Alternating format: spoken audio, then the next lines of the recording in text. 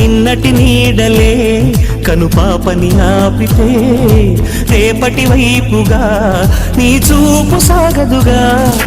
చుట్టమల్లె కష్టమొస్తే కళ్ళ నీళ్లు పెట్టుకుంటూ కాళ్ళు కడిగి స్వాగతించకు. ఒక్క చిన్న నవ్వు నవ్వి సాగనంపకుండా లేనిపోని సేవ చెయ్యకు.